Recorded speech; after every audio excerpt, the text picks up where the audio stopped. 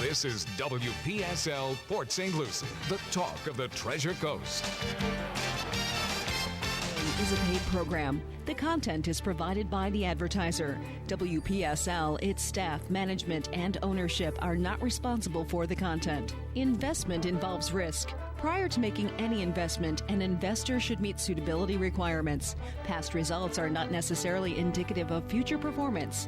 Neither the opinions expressed nor the information provided constitutes a recommendation to purchase or provide investment advice. The material presented is not a substitute for obtaining professional advice from a qualified person or firm. Securities offered through Centaurus Financial, member FINRA and SIPC. And now, the host of the Team Martek Hour, Joe Martek. And it's 340-1590, 340-1590. We've had a bunch of old guys sitting around here this morning. I guess the average age is somewhere around 107 or 108. Like the Democratic candidates, old white guys. Yeah, old white guys. In fact, well, wait a minute. Wait, what's the young guy though? The Bernie Beto or something, whatever he's. Governor Pete or Mayor Pete or whatever his name is. Beto, what's his name? O'Rourke? Yeah. He's Irish guy. I'm impressed with you knowing this stuff. You know, at your age. Don't they have a Mayor Pete who's kind of young? Yeah. What they got a couple of new ones signed up last week. They have right? 50 guys running now. It's going to be interesting. Bernie, and all you could say is Bernie, Kamala, and the rest. And the rest. You add up all of those guys, and there's 18 of them now, and they still don't add up to 100%. To Bernie. Bernie's raised more money than anybody. Oh man! And luckily he's crazy. poor, because he's a socialist and he doesn't want to have any money. But don't worry, they will find a way to beat him out of the nomination Wait a minute. again. He may be a socialist, but he does have 3 homes. And wait a minute, several million dollars. You know, he's what was the cartoon say? Well, I'm not a multi-millionaire. I'm just a regular millionaire, so I'm poor. Well, isn't he in fact an independent, not even a Democrat? No. Well, I don't know about that. No, he's a Democrat. I think he switched back and forth. I don't think he's made that switch yet. Really? I don't know. He's independent? He's still independent, yes. I think he still is. Yes, he is. You can't tell. So how can you be an independent and run on a Democratic ticket? Well, he tried last time. I understand that, but how do you get away with that? I thought there was no successful independent It's politics. You can get away with anything. Speaking of, Trump has raised more money than the entire Democratic group so far. As I saw that in the paper yesterday or on the tube something or other. So now let me ask you, do you think that the Republican Party's money is going to really get behind him this time? Because from what I had heard, most of Trump's money is raised by small little donors like you and I, which is a great thing, but I know in the past there's always been this animosity I perceived between Trump and the established Republican Party. You think that's going to continue? you're not hearing too much negatives from the Republicans about the head man. But I don't hear too many accolades. No, at the same time. no accolades. But I just can't imagine the party abandoning him and picking up. Who are they going to run? Well, it's not a matter of who they're going to run, but are they going to get out there and really let some people who are on the fence know all the things he's been able to accomplish in 2 years without any real,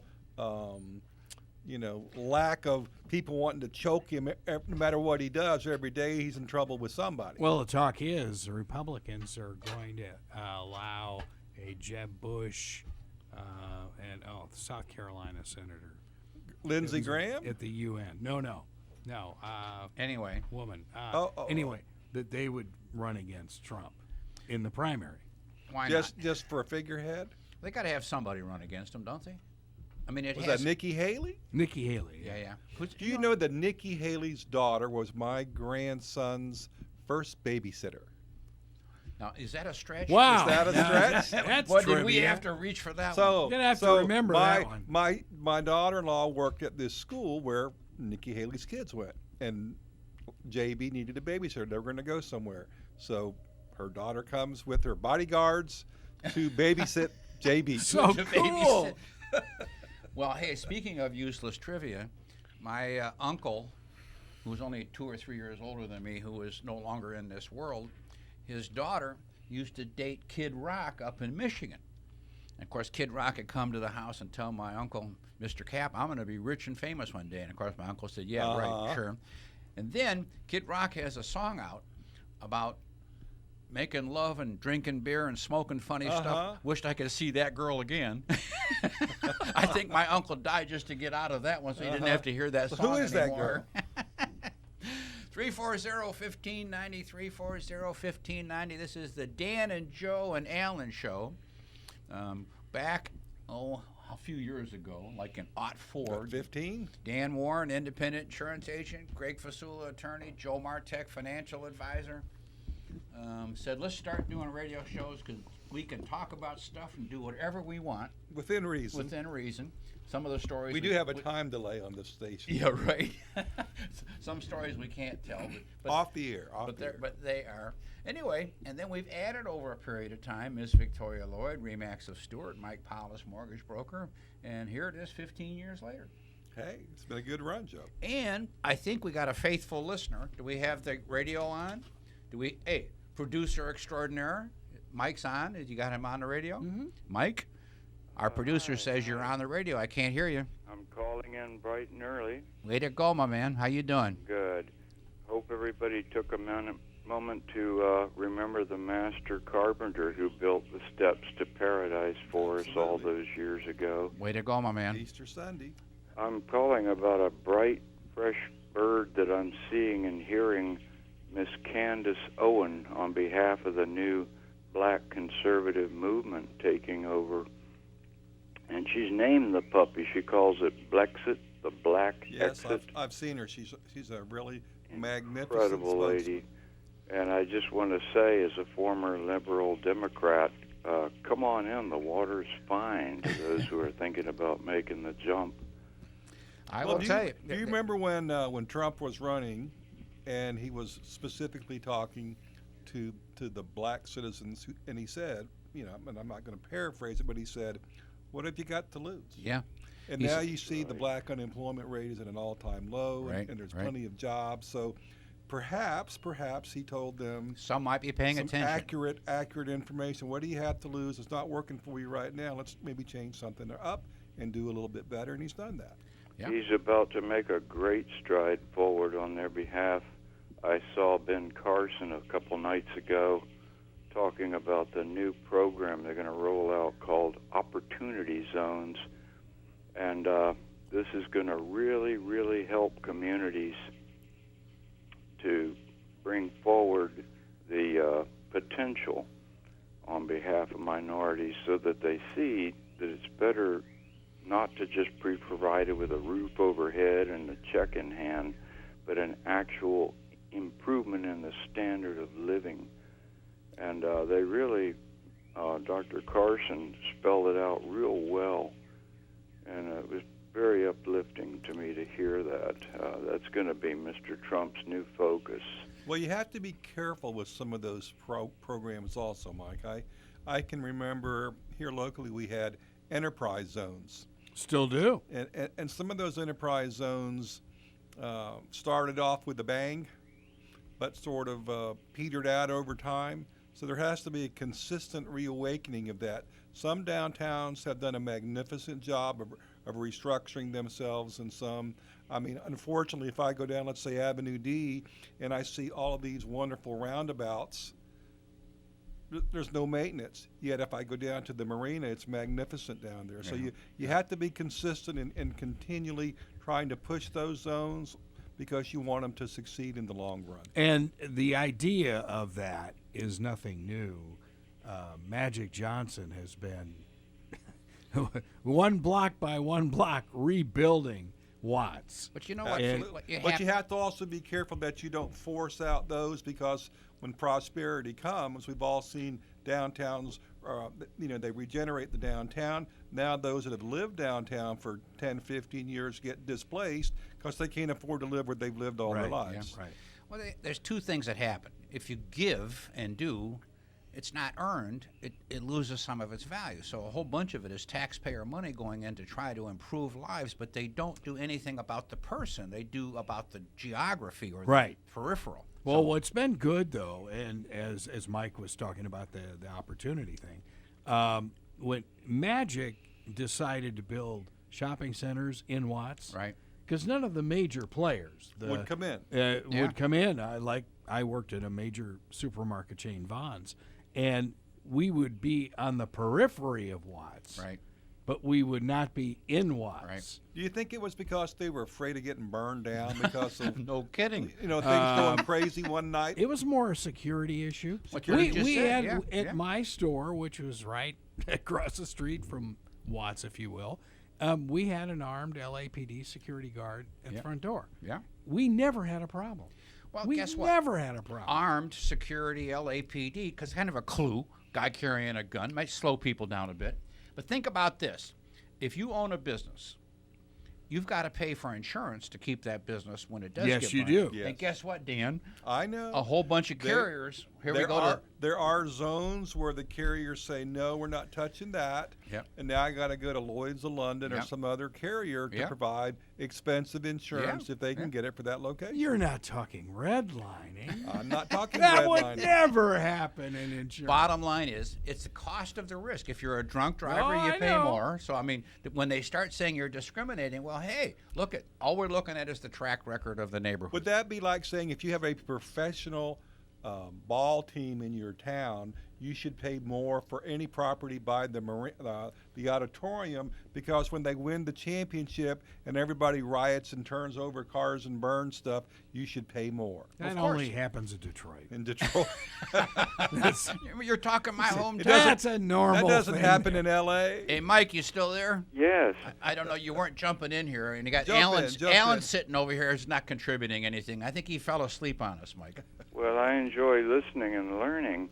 I'm noticing that the Smollett story is still in the news. Isn't that funny though? And what? Jesse picked some bad partners in his crime. Jesse is going to be Trump's running mate next time around. It's only right. Yeah. Well, Hey. you know, there was. He'll these pick young up all the liberal stars get in Democrats. trouble. He's going to change his middle name to James.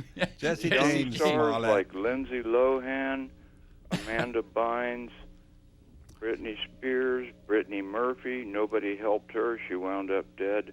I worry about this fellow Smollett. Is he a that he friend of the will- Clintons? Did he say something bad about them? He'll disappear. He hates Trump, but I worry that he's Uh-oh. going to do some harm to someone or himself. He needs help. There's something wrong with him to Well, you're be not- in the place he's No, at he's right just When out did of you work. think, That's Mike? all. That was kind of an easy. Hey, look at. He needs a job. He needs a job. That's all. Yes, he's misguided. He can't help it. But someone could help him before it's too late. Otherwise, I was saying, why didn't we see this cry for help?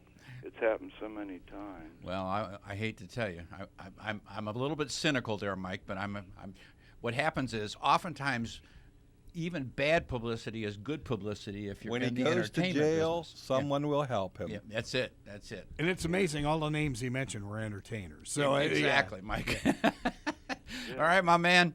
Well, Listen, thank you so much. thanks, Bye, Mike. Thanks for calling, Mike. We'll see you next week. Bye-bye. 340-1590, 340-1590. Well, hey. Well, Joe, you asked me to contribute. I wanted to jump in. contribute, talk about millionaire, especially one millionaire. Have any of you been watching Jeopardy the last 2 weeks? Off and on, I have. I watch it every time lately because last night the kid went over $1 million. He Yeah. makes more per show than anybody has ever made. Last night he over 100,000 in one show. Did you notice he starts at the most expensive questions down at the Always bottom at and the works bottom. his way up? Works his way backwards. Tries to hit all the Davy Dolan. On the first Daily Double, he Wait a minute. always- All three of you guys watch Jeopardy? Are you kidding me? I started watching it when I heard about this guy. I'm thinking, how can you make that much money on a well- TV show? But he did. Mindless television. Wait, no, it's not. When Ken Jennings, No, it's not. No, it's not. Okay, go ahead. when Ken Jennings won almost $1 million, he did it in 74 appearances. This gentleman, I believe 13. his name is Holzhauser, Yeah. 13 or 14, and last night he had $61,000 or $68,000 going into Final Jeopardy. He bet $50,000 on the last question, and got it. So he won $138,000 just in one show last night. 118. It is worth watching, Greg. Greg. So who's the IRS agent waiting outside? Oh, his hotel room? they're discounting. Oh, you bet they are. Here's the problem. We're not watching it trying to answer the question because it's impossible. Hey, No. I did get the Final Jeopardy answer last night. What was it? Don't ask him now. They met in 1869. The category was American history. They met in And then again 3 years 1869. No, 4 years before 4 that years they before. met. Okay. And the answer was Robert E. Lee and President Grant. Yep.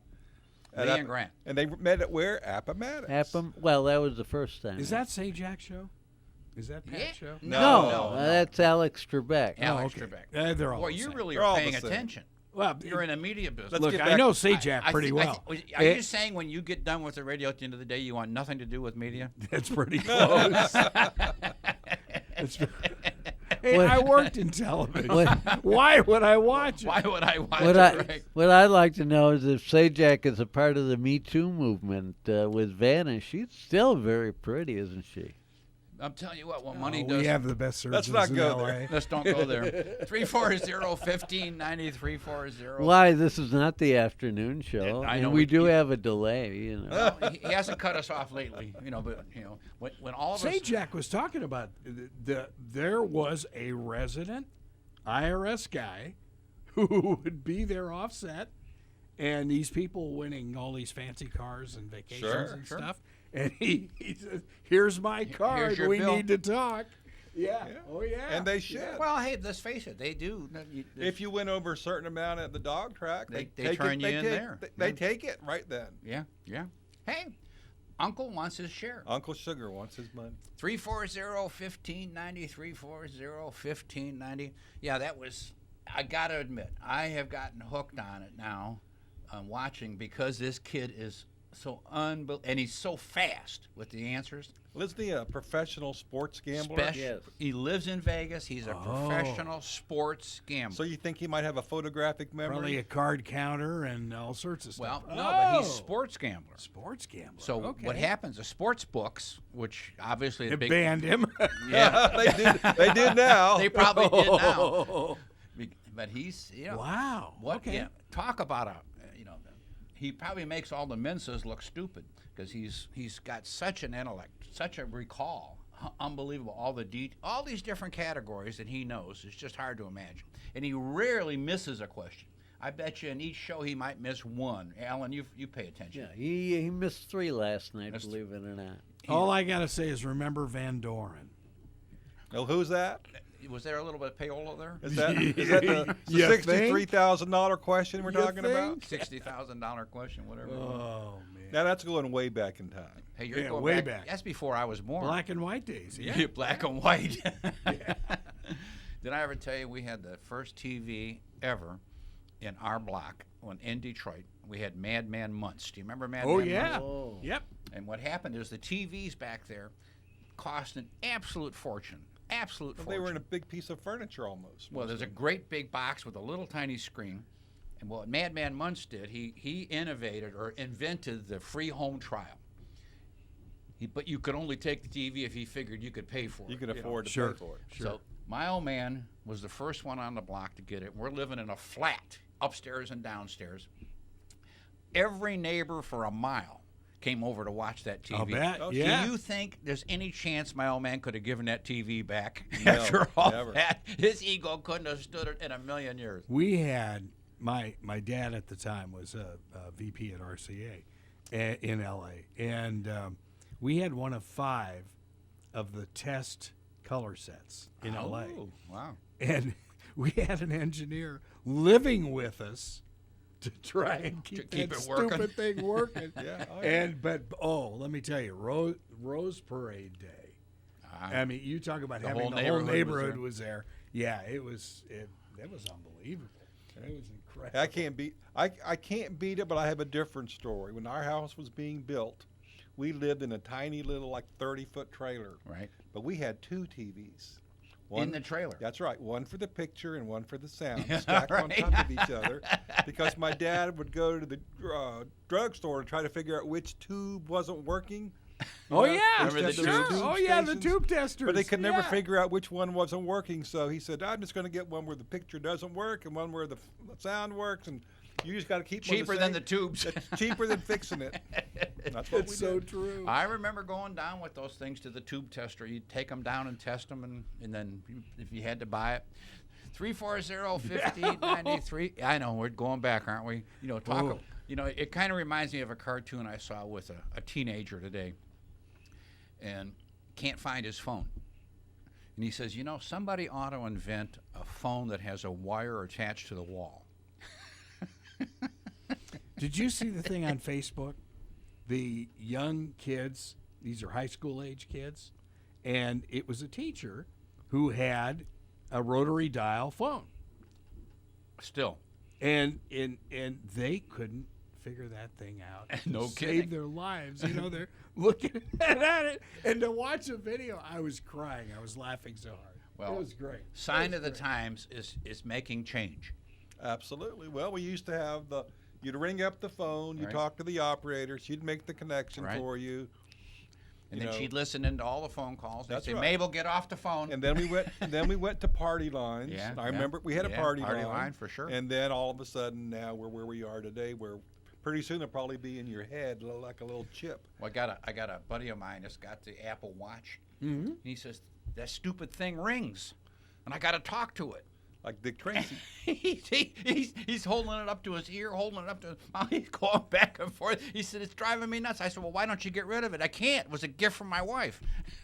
Well, what I think they should do is this. And I saw this thing on TV where they had like a little device, and like this mist came out, and the picture would broadcast on that. You can make it as big or as small as you wanted. Hey. I should have a thing on my watch where I push a button and a little thing comes up like a hologram. It will. Because I don't have to like squint and look. I can make it that big Well, if guess I what? wanted, and I could do all Look at those in cars, things. they got this thing that shows up on your windshield, your dashboard. that's right. You, Well, you can look at it. I've been on several Corvettes that had Yeah. called heads-up display. Yeah, It's right yeah. there built into the. Hey, so you don't have to- hologram is, what was this? Which TV program?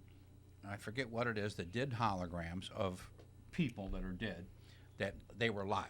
I mean, it was just a magnificent. Well, they're going to have one of these award ceremonies with the hologram of one of the Yeah. people who's supposed to get Hey, some did you see posthumous the, award. Speaking of you that doesn't watch TV, the 60th anniversary of Motown. Yeah, Carol and I were watching that. That show single-handedly turned Motown into a very boring piece of music. And, of course, I was going nuts because they brought in John Legend, Yeah. and his mic was never on. See, I was noticing all this stuff about the technical stuff. Oh, man, it was driving me nuts. I tell you, I loved every second of it. Of course, that's hometown for me. See, Yeah, that's yeah. the problem. When you're born and raised there, No, I get it. But I'll tell you something that I did like. Smokey, when he did Tracks of My Tears, Yeah. he did it slow. Yeah. It's like when Adam Clayton, whatever the gay kid that won. Adam American Lambert. Idol, Adam Yeah, Lambert. yeah. And he did it, and Smokey was just awed that song, and he did that first thing. But anyway, I loved every second of that. Anyway, because I'm not a technical person. I absorb entertainment like Jeopardy. You technical person. 340-1593. But if you're in certain professions, that can mess up other things for you. Give you an example. I have a brother-in-law who's a very good architect, but when he goes somewhere, he never enjoys himself because he's always Picking it apart. analyzing the architecture and this and that, and so and I can appreciate that sometimes, because if I go to a place, I go, oh, there's the fire hazard. We wouldn't insure this place. And Yeah. So you have to get Yeah, beyond what yeah. you do and learn to enjoy where you're at. What got me about the Motown thing, it was a lot of the cutaways Yeah. of like teenagers. Oh yeah. And I'm thinking, they don't know what this They don't have a stuff clue. is. They don't They have a no clue. idea what Well, you this see, stuff is. when Greg and Carol go on vacation, he just drives around looking at radio towers. No. Oh, 340-1590, 340-1590. Other than that, Dan, what's new in the insurance business? Well, what I'm starting to see is a lot of push in our industry about assignment of benefits in Tallahassee, both on the positive and the negative side, where people are, let's say you come home and you find a foot of water in your house, and the guy comes and says, hey, we'll take care of everything. We'll deal with the insurance company for you. Sign here. And you go, where do I sign? Yeah. Well, sometimes, in many cases, that's not in your best interest. Right. It's the beginning of a long, sad process for you. So there has to be some change because, believe it or not, the industry has, while not had tremendous hurricane damage, we've had some. We've had more water damage, where the water damage claims used to be, let's say, $5,000-6,000 on average. Now they're pushing over $35,000 on average. And where we had, let's say, less than 500 claims with an assignment of benefits, we're now pushing $40,000 a year on those. So what we're saying to the general public is, hey, be aware of that. Be careful. What we're saying to Tallahassee is, hey, you might want to rein in this unlimited lottery mentality they have. You can't charge whatever you want and then go to court over it. You need to have some agreement ahead of time as to what the fair cost to have this work done should be. So that's the latest thing. Don't we still have an insurance commissioner? Isn't he supposed to do that? Well, what the hell's going on? Now, this is an off-the-radio joke on this side of the well, table. But you got to remember that this has nothing to do with the insurance commissioner. This is legislation in Tallahassee. He should be the advocate for the people. Right. That's the key word. He's supposed to advocate. But as we both know, we're going to have lobbyists for the insurance industry on one side saying, it's the worst thing ever, and you're going to have lobbyists for the industry that cleans that up saying, hey, it's not as bad as you think it is. And the truth lies somewhere in the middle. You should be able to assign your benefits if you choose, but it shouldn't be an open-ended where the insurance industry says, you can't charge me $30,000 for a $10,000 job and expect me to pay that. That's just not realistic. Hey, Dan, has there ever been an insurance commissioner that had ever been in the insurance business before he became insurance commissioner? I'd be lying to you if I said yes. I know we've had some insurance commissioners who have been on the periphery of the industry, involved with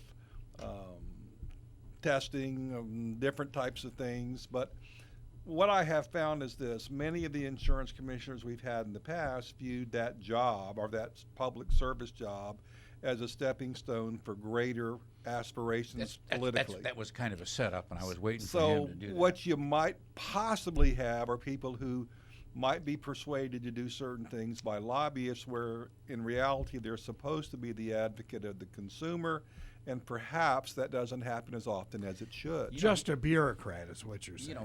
In my loving way, I'm saying that. Does Dan not sound like an attorney? If we had Greg here, Greg would have said it just Greg that would way. be saying sometimes every other word. Right. Sometimes could be. 340-1590, 340-1590. So other than that, great attorney, retired prosecuting attorney from Wisconsin. I haven't heard anything about Wisconsin lately. Well, Wisconsin at this point is just moseying along. Moseying. It's probably still cold at this time. Not so much except in Milwaukee near the lake. But what is going on is that there is a fight over the school budget. The Scott Walker, the Republican governor, was defeated by the Democratic candidate, who was the former superintendent of public schools. And so the legislature is fighting with him. His name is Tony Evers. And so there's the same political fight over the schools, except the parties just have changed. The Republicans are in the legislature. That's a good thing. Yeah. They just changed chairs, that's all. That's about it. 340-1590, 340-1590. Just a quick story of an actual circumstance that's been going on now for the last month. So about a month ago, I get a call from Mike Paulus, mortgage broker, who is the newest member of the team. And Mike says, Joe, I don't know if you can do anything about this, but Greg Fasula called me, and he's got this client who's had strokes and her sister's up in Orlando, and she wants to live in her house, but she's had strokes, and the only way we can do it is a reverse mortgage, and I don't know how to do this. So I get involved a little bit, talking to the sister in Orlando, who's a hardcore New York Italian, gentle person. I understand. You understand, right? Yeah, right. Well, anyway, what happened is, between Greg Fasula, who did the will, power of attorney, and I said, Greg, is she competent? Here comes the magic question, because when you do a reverse mortgage, first you do all the paperwork, it's going to cost you, and you got to sign everything, but then they bring in an outside independent counselor who is going to grill you to death to make sure you understand what you're doing. Got it? You didn't, know that. Now you know that. So the whole concept is to protect this, quote, senior from making a mistake, so they want to make sure they know what they're talking about. Well, this lady cannot communicate, but she can do yes and no. But she has a hard time with sentence structure because she's had strokes. Greg said she is perfectly competent. He would sign an affidavit that she's competent because she knows exactly what you're talking about, but she just has a hard time verbalizing.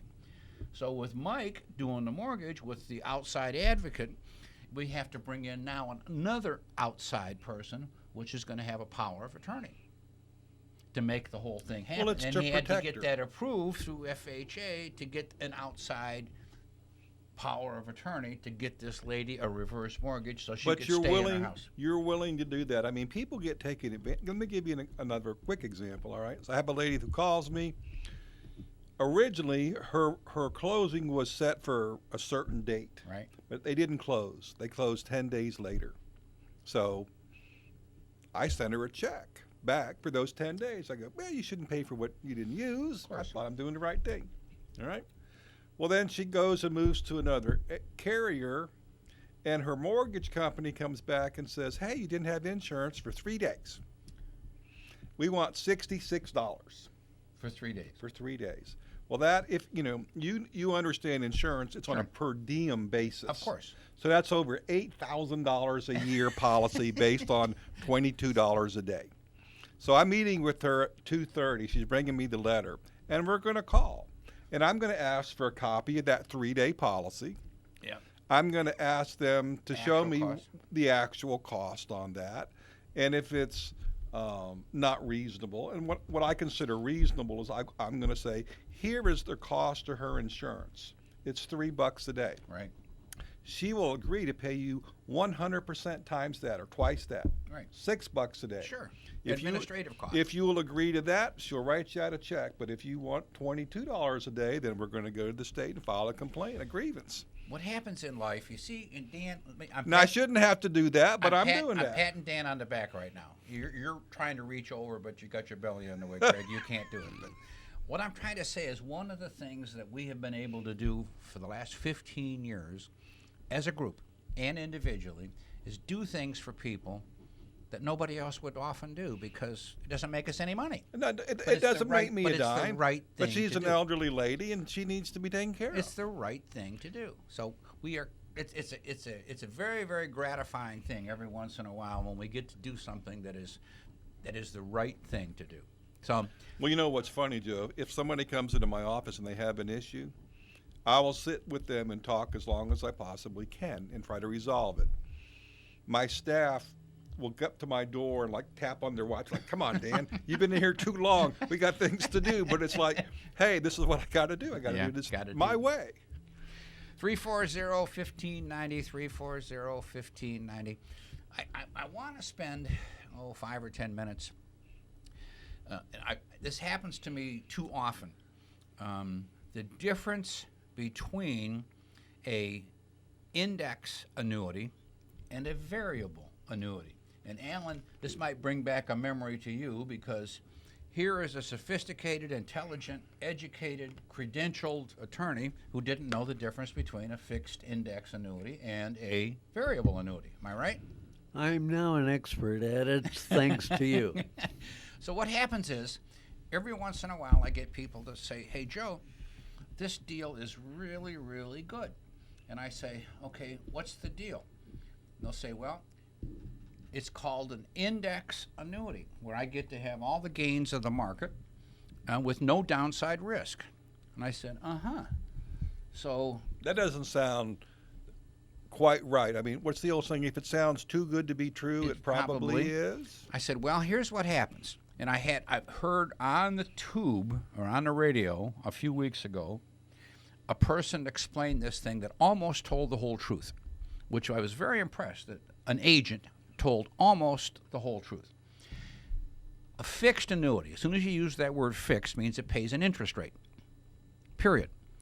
A fixed index annuity says they're going to pay you interest based on something else. Depending on the market. They're going to pay you interest based on something else. Okay, so what do they say is the normal? Well, the easy index is the S&P 500. Okay, so what happens is the S&P 500 in 2017 went up nearly 20%. So, Mr. Client, did you get 20% added to your contract? I don't know. Well, let's find out what you got. We will call the company up directly. We're not going to talk to the agent because you can't understand your statement. And the company says, no, they had a cap of 3%. I said, so, Mr. Client, were you explained that you had a cap of 3%? No. So you thought you might make 20%, correct? Yeah, you didn't because there's a cap. This guy on the tube or on the radio, whatever one it was, actually brought up the fact that there were caps. That's the first time I've heard anybody explain that to anybody, ever. Every time I've ever talked to somebody, a client or a prospect or something, and I'll say, don't listen to me. I want to call the company directly. We'll get a salaried person on the phone, and they're going to tell you straight skinny. They're not going to lie to you one bit. It's not like an agent who's working on a commission, so this is the way it is. The only question that was not asked or explained on here were about partial withdrawals. Almost all insurance contracts, annuity contracts, allow you to take money out. Most of them allow 10% a year without a penalty. Some allow you to take all the earnings without a penalty. In the fixed index annuity, you can take money out. But very often, there is no interest credited to any money you take out. You got to be careful. So let me ask. All right. So let's suppose I have money January 1. Right. And I take out $10,000 on December 31st. This Right. is the worst possible scenario. Whole year goes So I've by. had a whole year. Right. The money I take out could possibly pay me no interest on it. Could possibly pay you no interest. That's awful. And what happens is, I've never heard anybody explain that part, ever, even including this guy on the tube who did a really good job trying to explain the thing. Partial withdrawals. The way these situations are set up, they will say, we're going to credit you interest, we're going to do this and add it to your contract, but you can't have the money. The way you get the money is to set up a pension when you hit a magic number. I don't care what that number is. And then they're going to pay you a factor based on your age. To understand, these words are very, very misleading. So, I mean, I literally was at a guy I've known for years and years and years, and he kept going back and forth between different things, and he was showing, hey, this one's going to pay me 7% interest for my life. And I said, where does it say that? He says, right here, 7% factor. And I said, since when does factor mean interest? He goes, So what they're going to do is they're going to pay me 7% on my $100,000 I put in. I said, yeah, that's right. And if it makes no money, I get my money back. Well, you may run out of money at some point if you don't die. Key is this. All of these things are very difficult to understand. And I've mentioned this, Alan, how many times have we talked about it? Here's the $1 million question.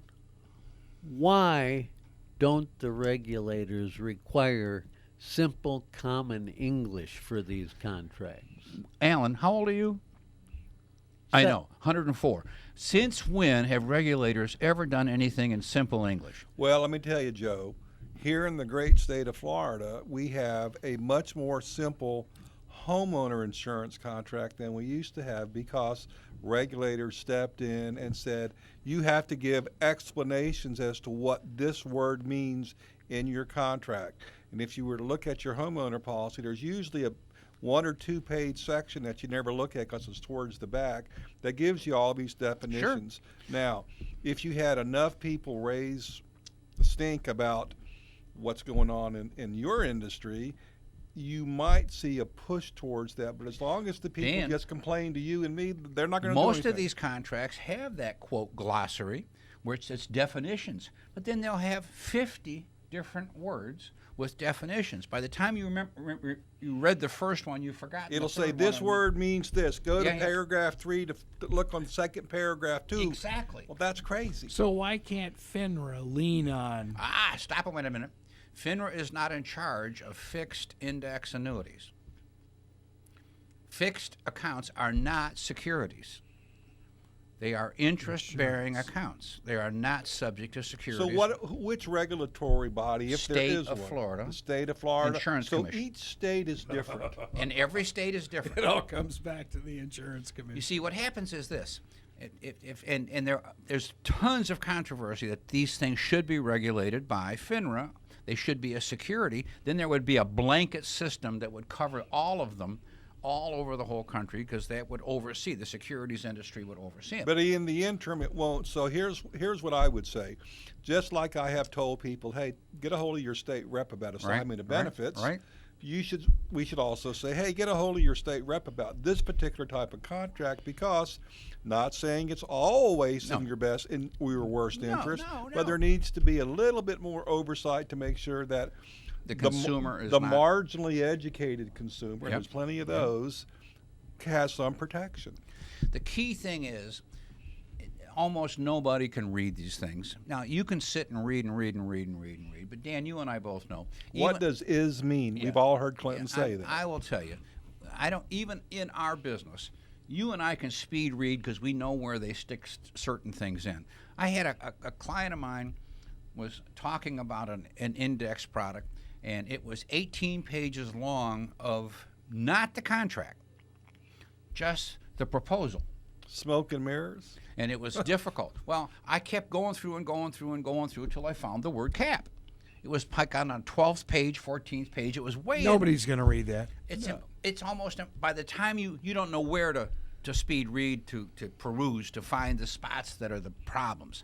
All I'm trying to say, folks, when you hear these ads on TV, when you see these big seminars, these are not controlled by FINRA, by the Securities and Exchange Commission. They're controlled by the Insurance Commission, who has no say in what kind of ad you run. They don't require compliance ahead of time before this thing gets on TV, the radio, or newspaper.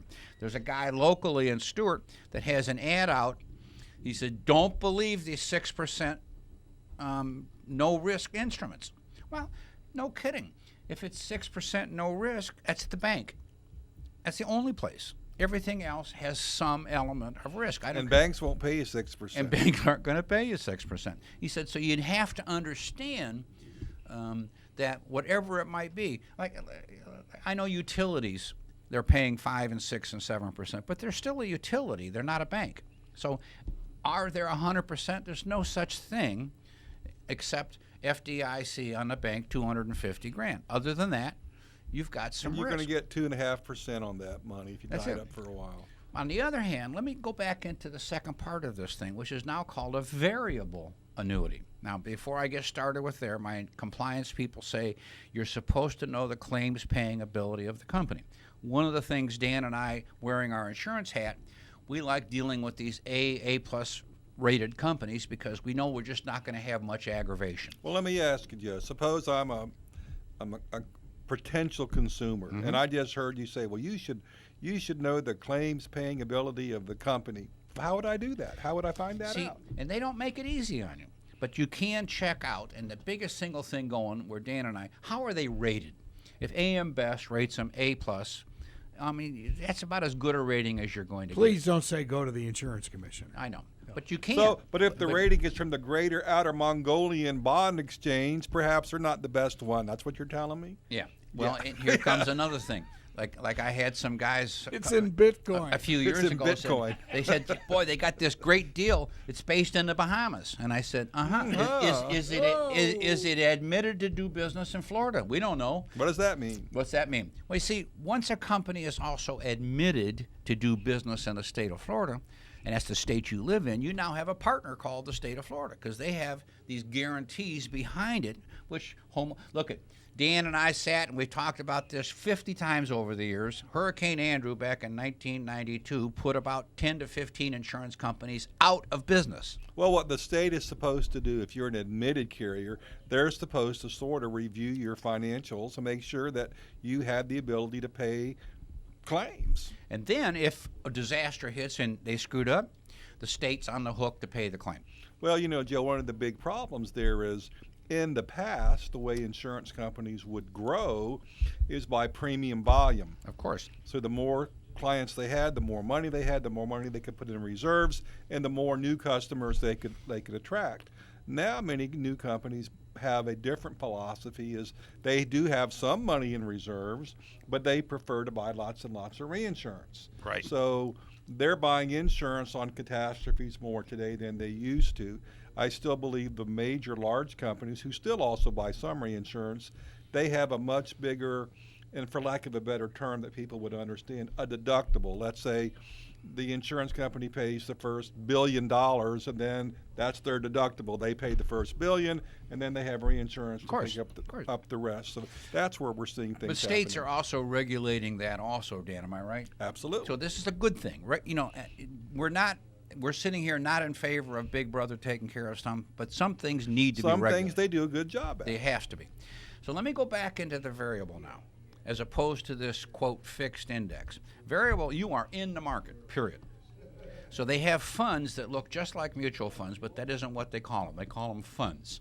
Now, they could be a stock fund, and they have one that has the S&P 500, which copies exactly the Standard & Poor's 500, which means if you'd have been in this inside the variable annuity 2 years ago and it went up 20%, you went up 20%. That's your money. Some of these contracts say, okay, fine, you can cash this thing in right now and you made 20%, take your 20% and your money and leave. Period. It's but your Joe, money. don't a lot of those companies, because they're assuming some of the risk, have a little penalty if you get out of the contract too soon? Two things he was leading me into, which is nice setup, Dan, which I appreciate. No problem. Number one, all of these companies take all your money and put it to work the first day. They hold nothing out for commissions, fees, or expenses. Now, if you want to buy a mutual fund from me, there's commissions or an ETF. You mean you get paid? I get paid up front. Okay, on the insurance contract, they hold nothing out for commissions, fees, or expenses. So what they do is they have penalties in case you want to cash the whole thing in for the first X number of years. Most of the ones I know are about a 7-year window, and it might start off at 8 or 8.5% the first year and then go down each year until at the end of 7 years there's no penalty. But Joe, even a bank CD has penalties if you get out early. However, during that penalty period, if you die, no penalty to your heirs. You think death is a penalty enough? That's enough. It depends. It could be a gift. It depends which ex-wife is looking. Anyway, second thing is, some of these contracts say you can take out 10% a year, no penalty, which means your earnings.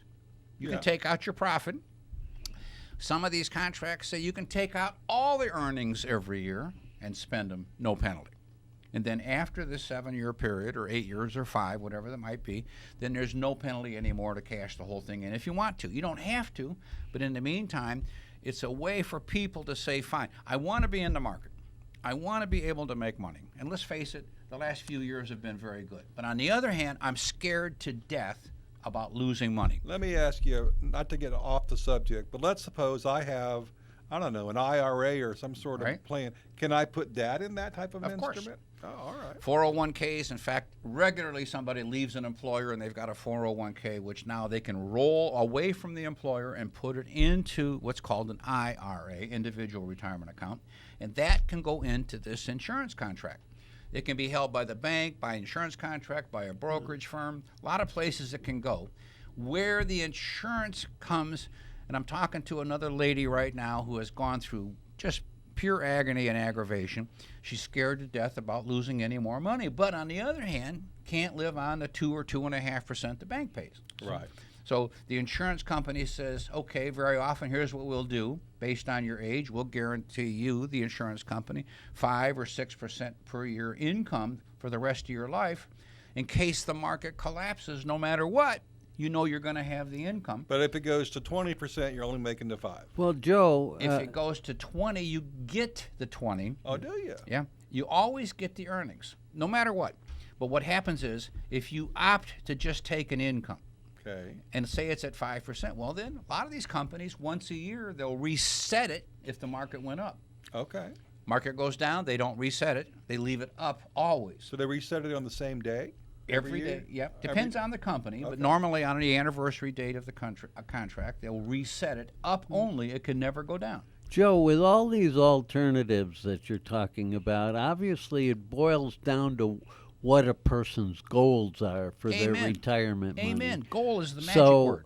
so I would assume what you would suggest is sit down with a person like you and have a consultation and go over the alternatives to find out what the best fit is. Listen, Am I correct? The rule of life is, and our industry, my industry is, first we have to sit down and find out what your goals are and what your risk tolerance is, how long you've got to figure this all out, and then we come up with a plan that works. But my whole thing with everybody is you have to understand what you're going to do before you do it. So if I wanted to do that, I would call you. Would you charge me to review this with me? Of course not.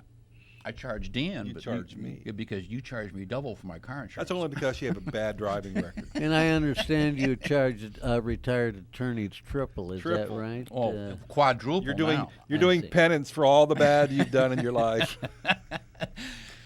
340-1590, 340-1590. Bulldog didn't call. I hope his tongue is doing better, you know. But, hey, we're going to find out, I'm sure. 340-1590. Remember, the group is this: Dan Warren, independent insurance agent; Joe Martek, financial advisor; Greg Fasula, attorney; Victoria Lloyd, Remax of Stewart, the hardest working person alive, most dependable, most credible of any realtor in the whole world; Mike Paulus, mortgage broker.